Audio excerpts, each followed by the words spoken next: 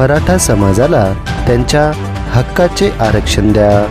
प्रजासत्ताक समाजवादी भारत पार्टीचे राष्ट्रीय अध्यक्ष पंकज शिवभगत यांची शासकीय विश्रामगृह येथे पत्रकार परिषदेत मागणी। याबाबत सविस्तर वृत्त असे की प्रजासत्ताक समाजवादी भारत पार्टीचे राष्ट्रीय अध्यक्ष पंकज शिवभगत यांची शासकीय विश्रामगृह नांदेड येथे पत्रकार परिषद पार पडली आहे। यावेळी त्यांनी मराठा समाजाला त्यांच्या हक्काचे आरक्षण देण्याची मागणी केली असून याचबरोबर मराठा समाजाला आरक्षण देण्याच्या मागणीसाठी 12 तारखेपासून मंत्रालयासमोर आमरण उपोषण करणार असल्याचे देखील त्यांनी यावेळी सांगितले आहे। चला तर मग जाणून घेऊ काय म्हणाले प्रजासत्ताक समाजवादी भारत पार्टीचे राष्ट्रीय अध्यक्ष पंकज शिवभगत। मुद्दा उचलला की मराठा समाजाचं जरांगे पाटलांनं आंदोलन केलं आणि ते सक्सेस झालेलं आहे।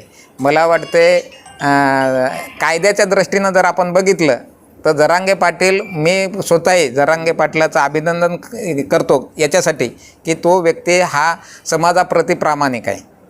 राहिली गोष्ट त्याच्या आंदोलनात यश आलं ही निव्वळ शासनाची फसवणूक आहे, शासनानं त्याची केलेली फसवणूक आहे जरांगे पाटलाची।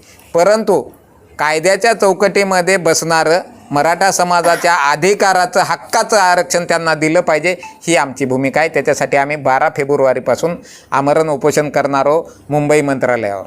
आणि या आमरण उपोषणाचा एवढाच मुद्दा आहे की मराठा समाज आता पाहतात सगळ्या लोकांना काय वाटतं की मराठा समाजाकडे काय कमी आहेत, श्रीमंत गर्भश्रीमंत आहेत, ते अति गर्भश्रीमंत आहेत आणि गरीब जो समाज आहे तो अति गरीब समाज झालेला आहे। या ज्यांना खरंच गरज आहे आरक्षणाची त्या लोकांकडं हे लोक पाहत नाहीत, गरिबाकडं पाहत नाहीत। श्रीमंताच्या उच माड्या दाखवून गरीब समाजाचं दिशाभूल करण्याचं हे काम आहे। आणि तुम्हाला एवढंच सांगतो की मी महाराष्ट्रामध्ये जे काही मुख्यमंत्री आहेत, मुख्यमंत्र्याचा हा अधिकार आहे कुणाला काय आरक्षण द्यायचं नाही द्यायचं, कुणाच्या अडचणी सोडवायच्या हा मुख्यमंत्र्याचा अधिकार आहे।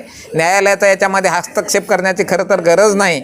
परंतु आपल्याच मुख्यमंत्र्यांना, आपल्या नेत्यांना, मराठा समाजाचं नेतृत्व करणाऱ्या लोकांना कायद्याची माहिती नसल्यामुळं ह्या सगळ्या भानगडी होऊन बसलेल्या आहेत। आणि मराठा आम्ही फेब्रुवारीमध्ये आता या 12 फेब्रुवारीला आम्ही आमरण उपोषण मंत्रालयाच्या पुढं चालू करायलो आणि आमचं उपोषण बेमुदत आमरण उपोषण आहे। आम्ही मंत्रालयाच्या समोर मराठा आरक्षण सरसकट दिलं पाहिजे, त्यांच्या हक्काचं दिलं पाहिजे, कोणातून लुचून नको, कोणावर अन्याय नको।